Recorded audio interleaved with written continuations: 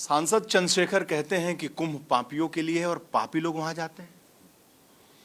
ये चंद्रशेखर जी की बात ऐसे ही होगी जैसे एक बढ़िया सुंदर सी बाग में कोई कौवा बोल रहा हो, ऐसे ही महसूस होता है।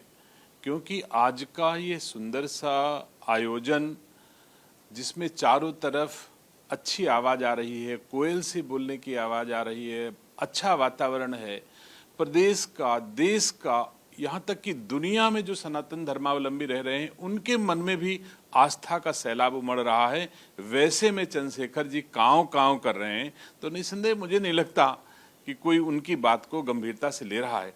कुछ लोग ऐसे हैं जो गिद्ध दृष्टि रखते हैं और देखते रहते हैं कि कौन सा ऐसा आयोजन या कौन सा ऐसा समय है जिस पर हम बोलेंगे तो हमारी वॉइस दूर तक जाएगी और हम सस्ती लोकप्रियता पाने में कामयाब हो जाएंगे। तो ये आयोजन करोड़ों करोड़ सनातन धर्म के आस्था के लोगों के लिए है और इस समय चारों तरफ वातावरण कुंभ का बना है, तो हर कोई इसमें हाथ धोना चाहता है राजनीतिक। तो हमारे सांसद जी भी हाथ धो रहे हैं कि साहब हम इस मौके पर अगर बोल देंगे तो निस्संदेह हमारी बात दूर तक चली जाएगी। इससे ज्यादा मैं नहीं समझता कि कोई गंभीरता से इनको ले रहा है। आप सब मीडिया के लोग हो, ये इसीलिए बोला ही जाता है कि आप लोग इसको गंभीरता से ले लो। मुझे तो नहीं लगता कि आप सबको भी गंभीरता से लेना चाहिए। और जैसा सांसद जी कह रहे हैं, ये सनातन धर्मावलंबियों का देश है।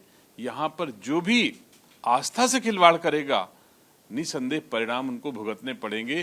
तैयार रहना चाहिए सांसद जी को कि आने वाले वक्त में राजनीतिक रूप से यह समाज उनको जरूर बदला देगा। मदनी का कहना है कि मुख्यमंत्री वक्फ पर जो बयान दे रहे हैं वो वास्तविकता से परे है। मैं नहीं समझता कि कौन सी बात उनकी वास्तविकता से परे है।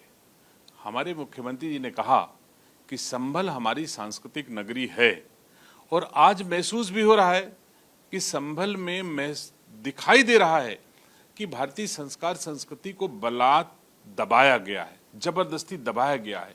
हमारी संस्कृति के निशानों को मिटाने का प्रयास किया गया है। तो मुख्यमंत्री जी उसको आगे कर रहे हैं। और अगर मदनी जी ऐसा कहते हैं वक्फ विषय पे, तो वही चीज लागू होती है। वक्फ के बारे में जो मुख्यमंत्री जी ने कहा है, जितना मैं समझता हूं कि अगर कोई भी भूमि भवन किसी ने अवैध तरीके से कब्जा की होगी तो सरकार उसे हर हालत में लेके रहेगी, चाहे वक्फ की ही क्यों ना हो।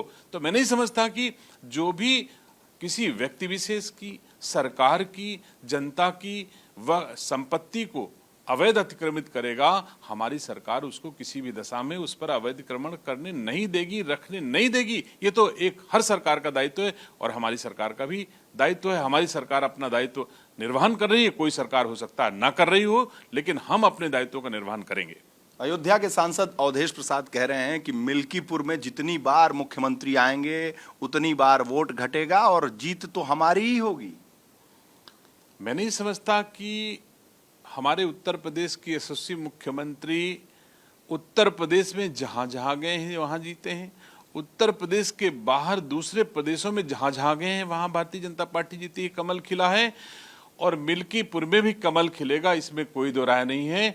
ये बात अलग है कि अवधेश प्रसाद जी अपने मुंह मियां मिट्ठू बनने का प्रयास कर रहे हैं। और पिछली बार जो धोखा दे करके समाजवादी पार्टी और कांग्रेस के लोगों ने कहीं खटाखट कहा, तो कहीं संविधान का कहा, कहीं आरक्षण कहा, अब ये सारी जनता जान गई है कि ये लोग धोखा देते हैं। और आज ये भी परिलक्षित हो रहा है पूरे देश में जो इंडी अलायंस की दशा हो रही है, दिल्ली में हम लोग साक्षात देख रहे हैं।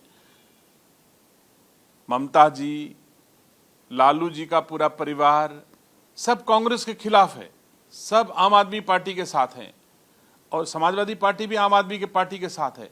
तो ये लोग स्वार्थी लोग हैं, चाहे अवधेश प्रसाद जी, उनकी पार्टी हो, स्वार्थ पूरा करने के लिए ऐसे प्रयास कर रहे हैं। और इनका लेना देना मिल्कीपुर की जनता से कुछ नहीं है, उत्तर प्रदेश की जनता से कुछ नहीं है, देश की जनता से कुछ नहीं है। जब इनका परिवार का भला होगा, इनकी पार्टी का भला होगा, इनका भला होगा, तो वैसा अलायंस कर लेंगे, वैसी बात बोल देंगे। तो अब आने वाले दिनों में मिल्कीपुर में कमल खिलेगा, वैसे ही जैसे मुख्यमंत्री जी के जाने से 9 विधानसभाओं में 7 विधानसभाओं के उपचुनाव भारतीय जनता पार्टी जीती है, वैसे मिल्कीपुर भी बहुत वोटों से भारतीय जनता पार्टी जीतेगी। बहुत बहुत धन्यवाद। For exclusive and insightful videos, subscribe to our new channel ABP Live Premium.